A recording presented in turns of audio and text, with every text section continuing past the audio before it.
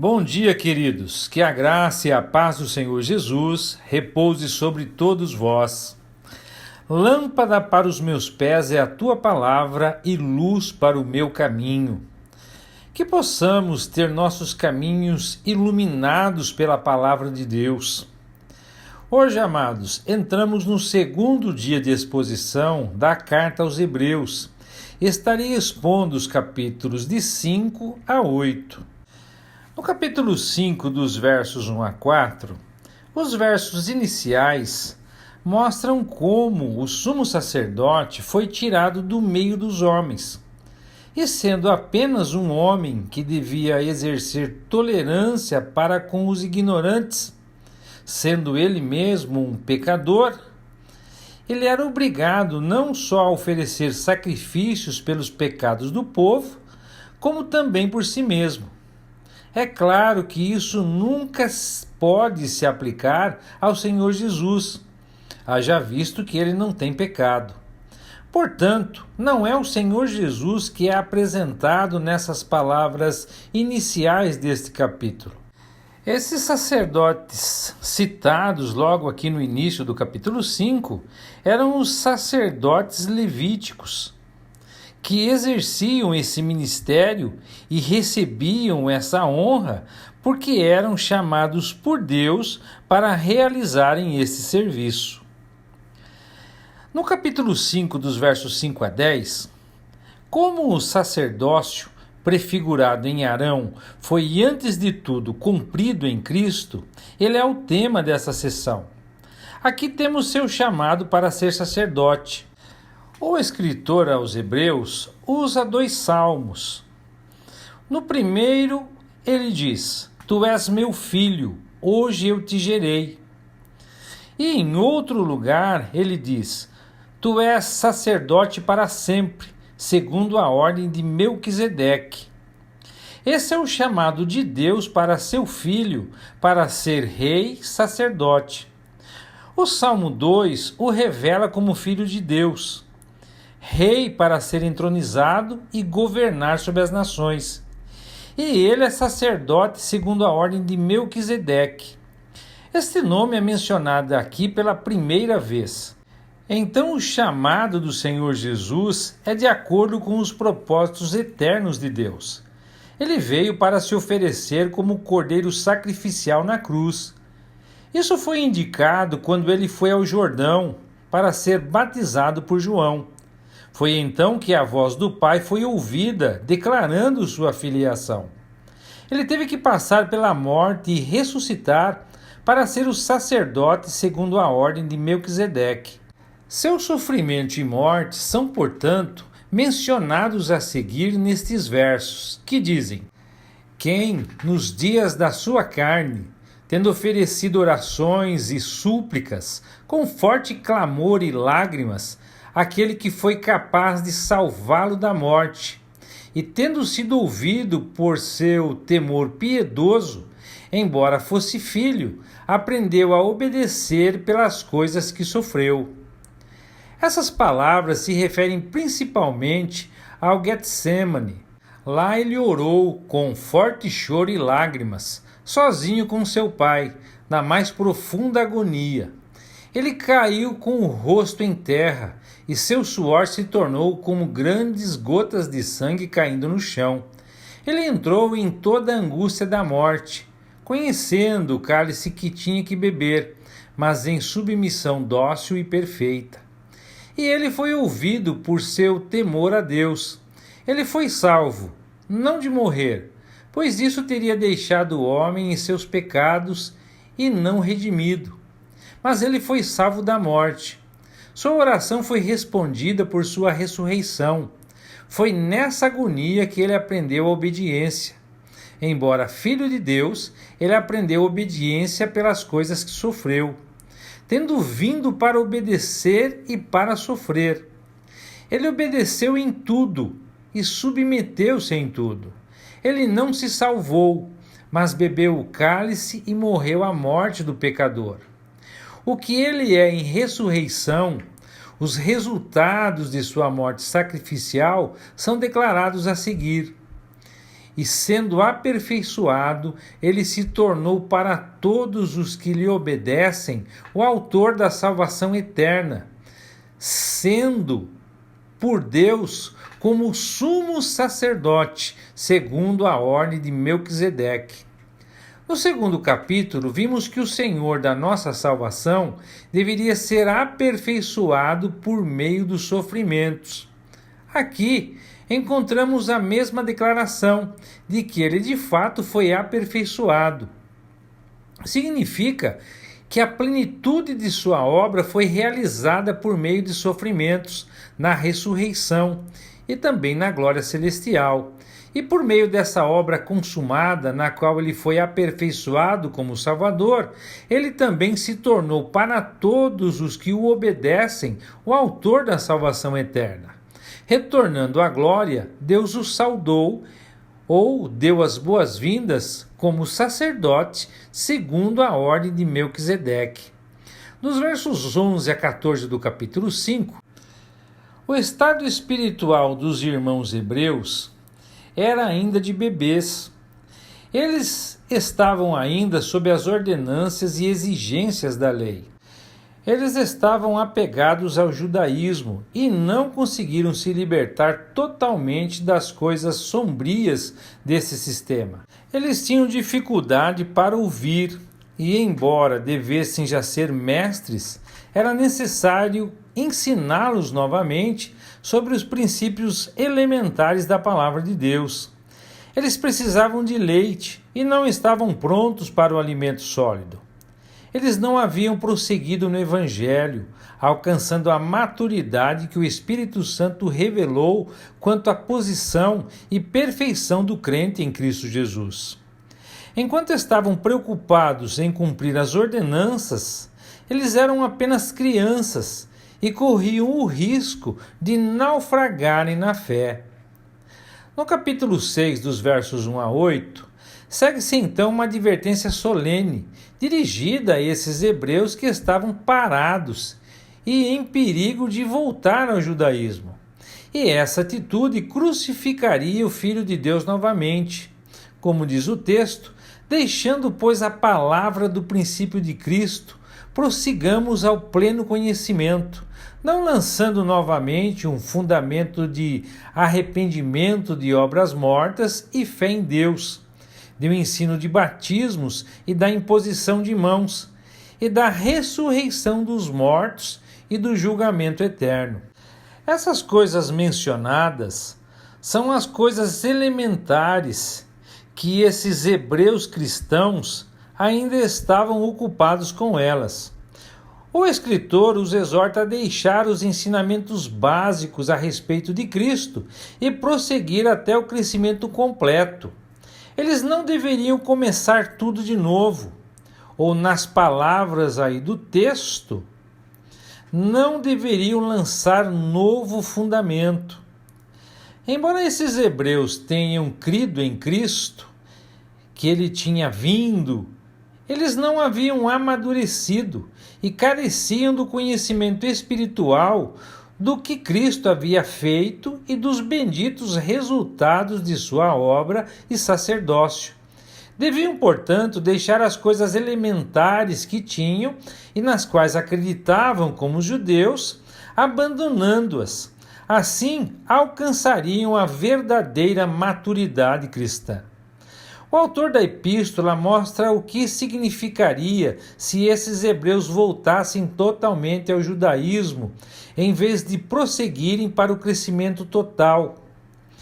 Se eles abandonassem a fé cristã, o escritor diz que tal procedimento tornaria impossível renová-los novamente para o arrependimento, pois eles, ao se afastarem, crucificariam novamente para si o Filho de Deus, expondo-o à vergonha.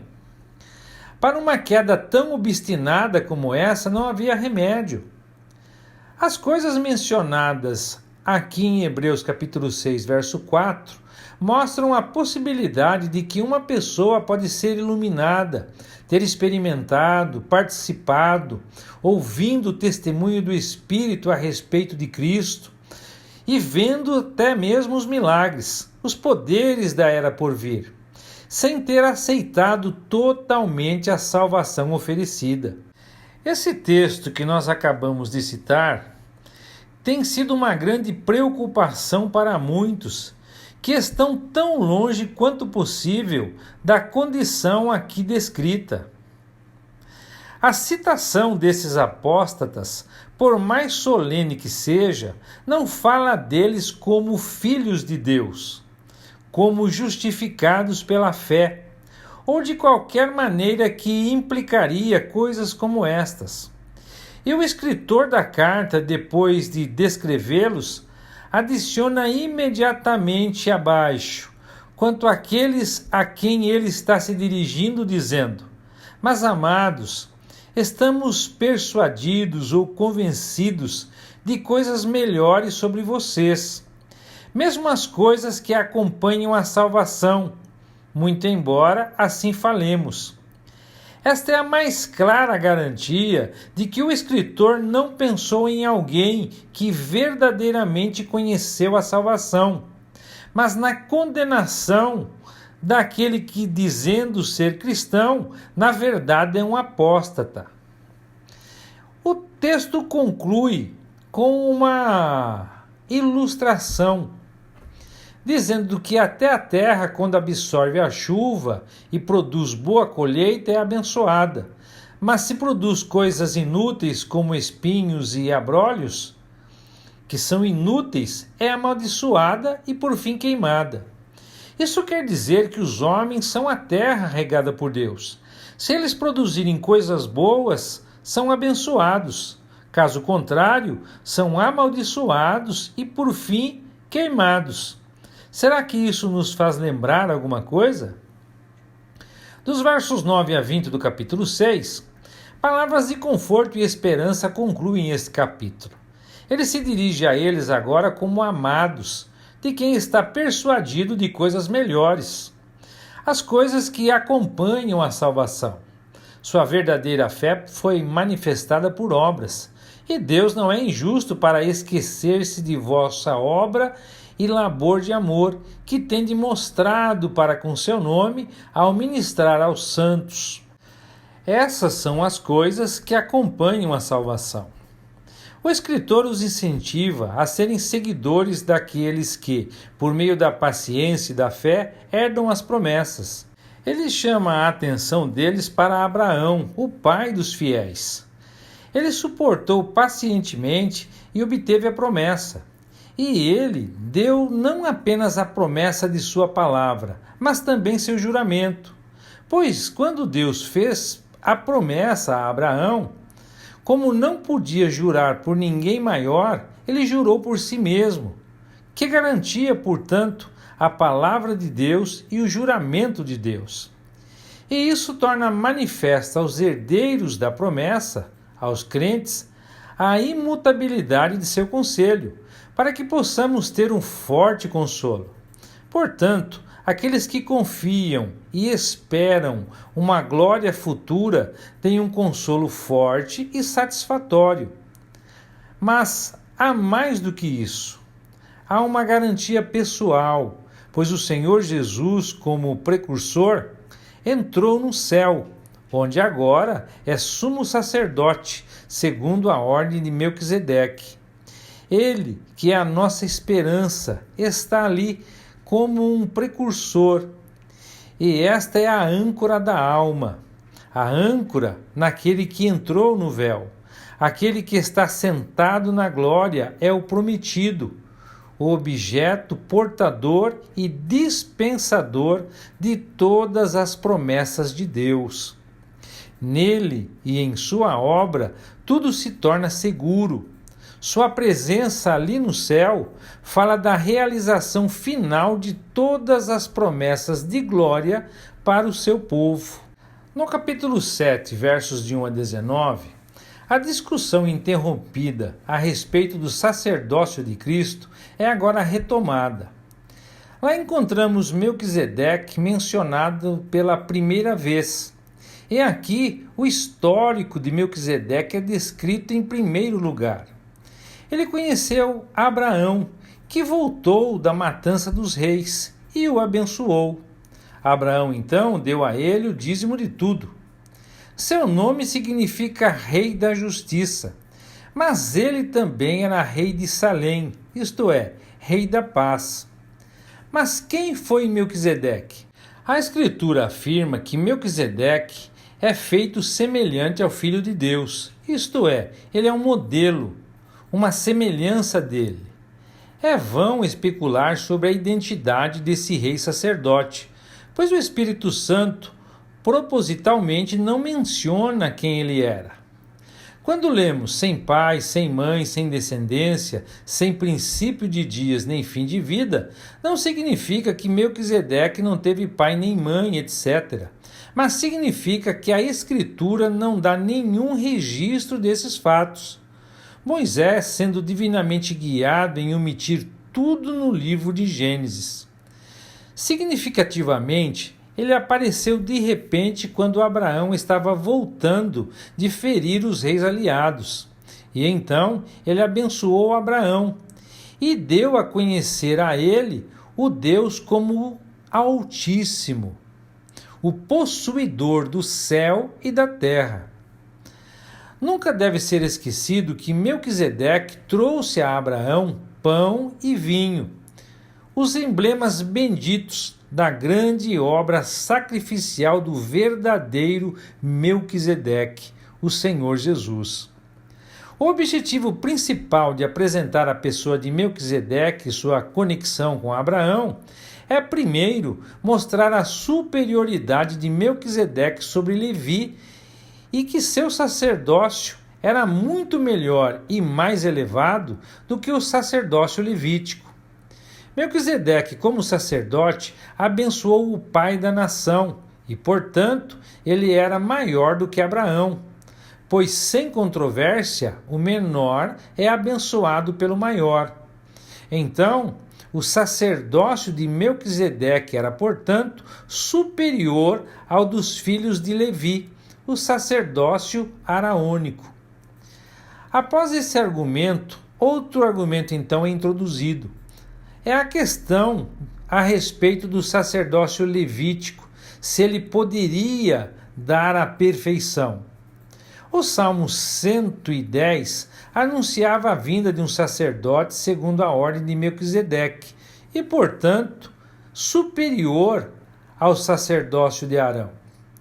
Se então a perfeição fosse pelo sacerdócio levítico, não havia necessidade de que esse outro sacerdote de uma ordem superior a Arão surgisse, visto que a perfeição não era por aquele sacerdócio terreno, nem tampouco pela lei. Portanto, esse sacerdote melhor tinha que vir para trazer a perfeição necessária, e isso exigia uma mudança da lei também.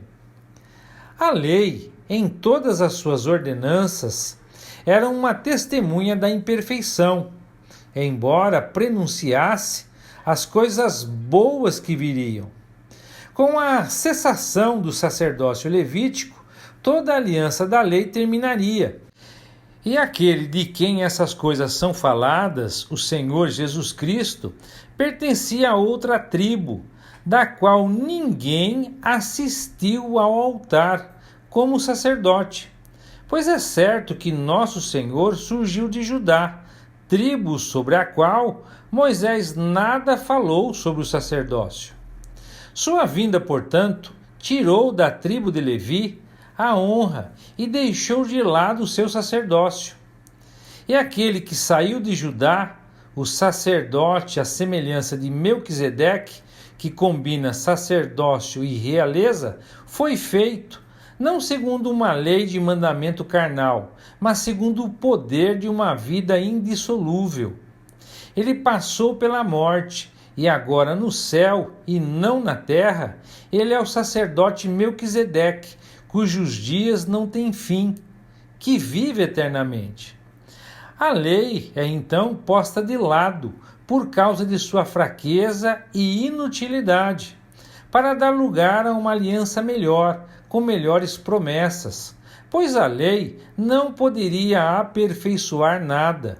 No entanto, perfeição e trazer seus filhos para perto de si mesmo é o propósito gracioso e eterno de Deus. E Deus fez isso agora na pessoa de seu sempre bendito Filho, o sacerdote, segundo a ordem de Melquisedeque. Isso é trazer uma esperança melhor. Por ele, nós nos aproximamos de Deus. Dos versos 20 a 28 do capítulo 7, um argumento adicional é fornecido. O sacerdócio de Cristo foi estabelecido por juramento, enquanto o de Arão não. Fazendo um juramento, Deus disse a ele que se sentou à sua direita: O Senhor jurou e não se arrependerá. Tu és sacerdote para sempre, segundo a ordem de Melquisedeque. Quão superior, então, é esse sacerdócio? Portanto, também Jesus se tornou fiador de uma aliança melhor. Além disso, eles eram muitos sacerdotes, pois eram mortais e tinham que ser substituídos. Mas Cristo continua para sempre e tem um sacerdócio imutável. E esse sacerdote eterno é capaz de salvar perfeitamente aqueles que por ele se achegam a Deus, visto que vive para sempre para interceder por eles. Então ele salva completamente e mantém os seus, por sua intercessão sacerdotal e toda poderosa, para a glória eterna. Em sua dignidade e glória oficial, ele foi feito mais alto do que os céus, e ele não tem necessidade, dia após dia, como o sumo sacerdote terreno, de primeiro oferecer sacrifícios por seus próprios pecados, e depois, então, pelos do povo. Ele fez isso de uma vez por todas quando se ofereceu. A lei nomeava sacerdotes limitados pela fraqueza humana, mas depois da lei, Deus nomeou com juramento seu Filho, que se tornou o sumo sacerdote perfeito para todos sempre. No capítulo 8, dos versos 1 a 6, o novo sacerdócio, que o melhor sacerdote exerce no céu, implica também uma mudança nos sacrifícios e na aliança. Isto agora é desenvolvido de forma mais completa nos 3 últimos capítulos dessa seção. Em primeiro lugar, há um resumo. O sacerdote que temos não está ministrando na terra, mas temos um tal sumo sacerdote, o Senhor Jesus, que está colocado à direita do trono da majestade, nos céus, ministro do santuário e do verdadeiro tabernáculo que o Senhor fundou, e não o homem. Todo sumo sacerdote tinha que oferecer presentes e sacrifícios. Por isso era necessário que ele também tivesse algo a oferecer.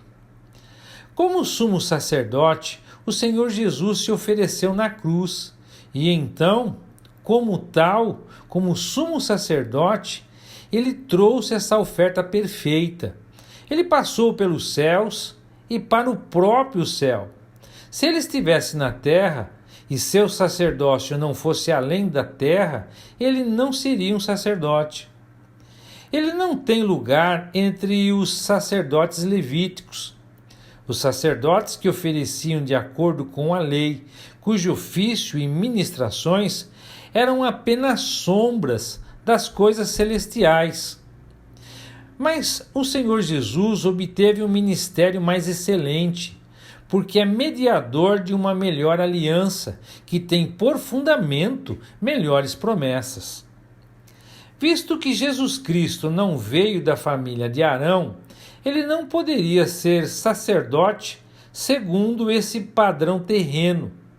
Mas seu sacerdócio é totalmente diferente, pois é celestial e exercido na glória.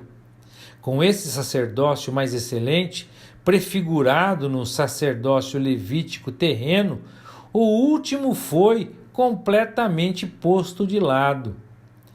Esta é a verdade que esses crentes hebreus precisavam se apegar completamente, porque nessa época o tabernáculo terrestre ainda estava de pé e os sacerdotes terrestres ainda estavam exercendo suas funções vazias e sem sentido. Essa apostasia da verdade do Evangelho da Graça é uma negação perversa do Evangelho de nossa salvação. Essa suposição sacerdotal dos homens é a pior corrupção possível da doutrina de Cristo. Dos versos 7 a 13 do capítulo 8, o versículo anterior mostrou que Cristo é o mediador de uma aliança melhor. Isso leva a um contraste entre a primeira, a velha aliança, e a nova aliança. Uma aliança contém os princípios necessários estabelecidos por Deus, sob os quais o homem pode viver com Deus, nos quais ele trata com o homem. O texto nos fala de duas alianças. O antigo pacto que foi estabelecido no Sinai, o pacto da lei, e o novo pacto que está em seu significado mais completo e ainda não foi ratificado, pois também se refere ao povo de Israel, como aprenderemos em breve neste capítulo. Estritamente falando, o Evangelho, a proclamação da salvação de Deus, não é uma aliança.